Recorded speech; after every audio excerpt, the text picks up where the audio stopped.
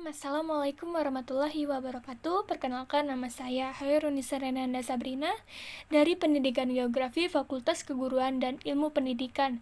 Nah, teman-teman, di sini saya akan mengisi tugas SKU poin ke-21, yaitu mengenai kesehatan reproduksi. Nah, di sini saya mengambil suatu tema, yaitu kesehatan reproduksi pada remaja. Sebelum lebih dalam lagi, saya akan menjelaskan definisinya terlebih dahulu. Untuk definisinya sendiri, yaitu kesehatan reproduksi merupakan suatu keadaan sejahtera fisik, mental, dan sosial secara utuh, tidak semata-mata bebas dari penyakit atau kecacatan dalam semua hal yang berkaitan dengan sistem reproduksi serta fungsi dan prosesnya.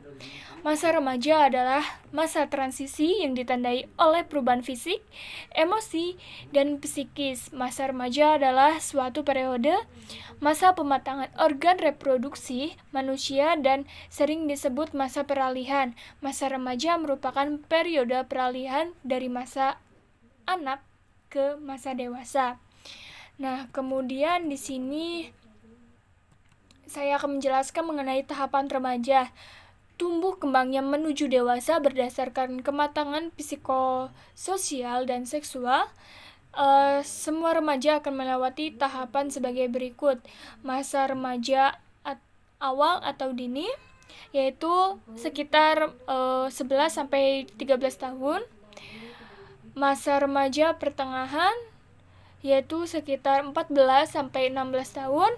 Masa remaja lanjut, yaitu 17 tahun sampai 20 tahun. Nah, untuk perubahan fisik pada remaja itu sendiri, mungkin kita sudah tahu ya, karena kita sudah mempelajari itu sebelumnya di bangku SMA atau SMP, kita sudah mempelajarinya. Di sini saya hanya mengingatkan mungkin tanda-tanda seks primer terjadi haid yang pertama pada remaja perempuan dan mimpi basah pada remaja laki-laki. Selain dari itu, ada tanda-tanda seks sekunder, yaitu pada remaja lelaki tumbuhnya jakun dan badan berotot. Untuk remaja perempuan mungkin pinggul melebar dan suara melengking dan lain sebagainya.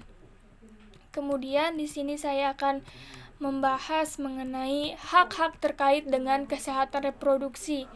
Yang paling penting dalam hak remaja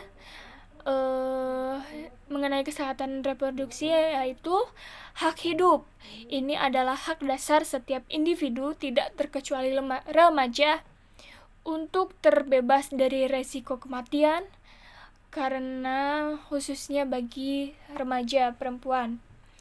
Kemudian hak terbebas dari penganiayaan dan perlakuan buruk. Hal ini terutama bagi anak-anak dan remaja untuk mendapatkan perlindungan dari eksploitasi, penyiksaan, dan kekerasan.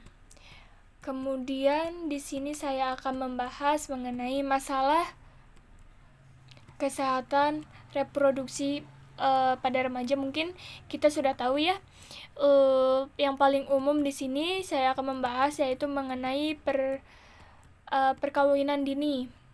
Mungkin salah satunya di tempat teman-teman sudah banyak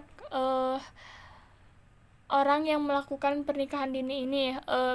Disebut pernikahan dini yaitu karena belum mencukupi umur tetapi sudah menikah, mungkin seperti itu. Untuk penanganan masalah kesehatan reproduksi remaja di sini saya akan membahas yaitu yang pertama, gizi seimbang, informasi tentang kesehatan reproduksi, pencegahan kekerasan, pencegahan terhadap ketergantungan nafsa. Mungkin di sini teman-teman sudah tahu ya apa yang dimaksud dengan nafsa. Nafsa itu sendiri merupakan obat-obatan terlarang ya guys. Kemudian pernikahan pada usia wajar, peningkatan penghargaan diri, dan lain sebagainya.